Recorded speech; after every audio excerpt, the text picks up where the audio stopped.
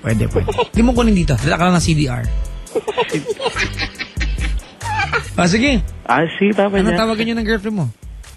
Actually, Be. Kung nakaantabay siya, anong gusto mong sabihin sa kanya? Actually, Be, alam ko may ginawa akong kalokohan. Pero pinagsisihan ko naman yun kasi alam ko na mali yun. Pero hindi ko hinihingi na patawarin mo ako ngayon, pero sana patawarin mo ako. Yun lang. Yun lang, Papa Jack. Alright, Aries. Papa Jack. You've been with her almost half a decade. Magkakalahating dekada na kayo. Oo nga, Papa Jack. Gusto ko maniwala na you stayed long, di ba? All those years kasama siya. Because there's something special between the two of you. You know you can magically work things out together. Kaya nagtagal yan. Kasi ang 4 na taon na relasyon, it doesn't just go along. Diba? You'll have many struggles, diba? Many problems to solve, pero nalagpasan niyo yan. As harsh as it may seem na niloko mo siya, but this is just one of your struggles para ma-survive yan. And thank God, as we speak tonight, at least it's over. Na-solve na. Magkakaproblema lang kung ulitin mo. Hindi ko na rin siya ulitin, Papa Jack. Huwag mo nang ulitin. Kasi alam ko masakit. Oo. If you're telling me, tumawag ka sa akin kasi mahal mo si girlfriend, diba? Pangatawanan mo yung salita mo. Ang salita pagmamahal, it's easy to say. Mahirap pangatawanan yan. Sometimes, hindi importante kung ano sinasabi mo sa partner mo, kahit sabi mo mahal mo siya. Kung hindi niya nararamdaman yun. Diba? Opo, Papa Jack. Ngayon, alam mo na yung tama at mali. Alam mo na yung bagay na makakapanakit sa kanya. Huwag mo nang ulitin pa. Alright? Okay, Papa Jack. Maraming salamat sa pagtawag. Salamat din. Salamat. Thank you so much. Mga kaibigan, yung ating caller, si Aries ng QC. Sa mga nangangaliwa po, ha? Di ako kasama dyan. Ang tino. Hindi, tama yung sabi ng boss ko talaga. I really value, sabi ni Sir Willie. Yung boss ko.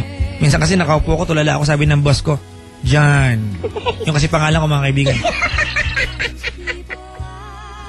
Walang tatalo sa peace of mind. Diba? Oo, mga kaibigan. Kung ululukan mo lang partner mo, iwanan mo na lang siya. Para walang away, walang deny-deny. Diba? Be on your own if you just want to have fun. Mga kaibigan, tawagan nyo ako, 832-617. Hello kay Tita Doors, mga kaibigan. Kulot pa rin hanggang ngayon. Nakasuot po siya na malasibrang damit. Ay, sibra pala na ba? Malatigre pala. Isa po siyang malaking pusang kulot ngayong gabi. Ano ba na po ang DJ, mga kaibigan, na lagi na ako, Energy Drink. Ang background po natin, I Have You from Carpenters. Ayan. Naalala ko tuloy si Binibining Claire de la Fuente. Idol ko yan. Habang nakantabay si Binibining Imelda Papin, hello din po.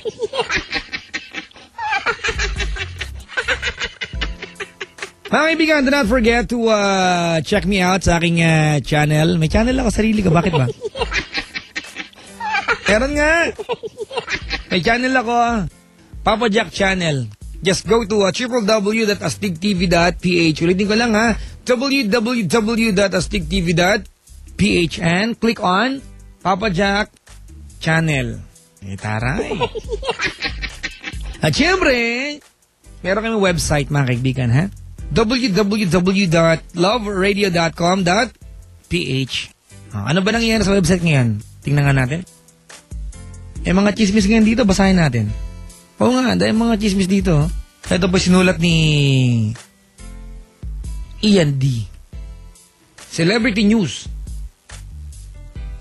Gag order versus Chris Aquino binasura ng korte. Hindi ko na-gets yun. Ano bang gag order? Ito po, Luis Manzano, host ng bagong gag show. Yung pala yun. Puro gag itong nag-usapan dito, My Girl and lead actress humingi na ng paumanhin sa mga Pinoy. Ano ba ginawa niya? Wala? Inano niya mga English ng mga Pinoy. Dito nga lahat ng call center eh. Diba kaya isang Pinoy lang nakausap niya? Kaya feeling mo, di ba? Gano'n. Sige po, you're forgiven. Hindi daw sorry. Yan din ang meron sa mga Pinoy, mapagpatawad, di ba? Nanghingi daw ng sorry, paumanin sa mga Pinoy. Pinagtawanan yung English ng mga Pinoy. Pero mga kaibigan, sa Pilipinas lang kahit foreigner ka, pumunta ka kahit tricycle driver, makakausap ka ng English. Sa Pilipinas lang po yan. Kahit pedicab driver, kaya kang sagutin ng English. Kaya pag Amerikano, hindi ka maliligaw dito eh. Kasi kaya kang kausapin dito. Mga kaibigan, sa mga detalye po ng mga celebrity news na yan, go to www.loveradio.com.ph and click on news sa aming bar. Tapos yun, magbasa na kayo. Bukas, mga kaibigan, may photoshoot kami bukas. Ako po photographer. Para sa aming Love Radio's Girl of the Month.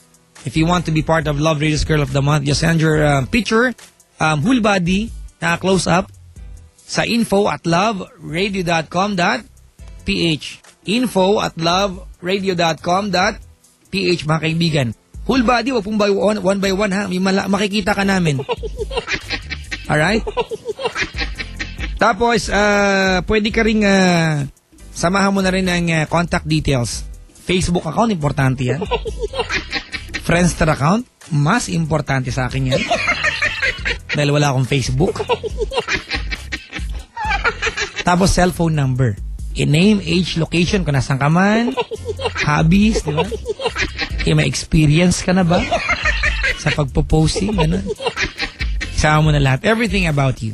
8326171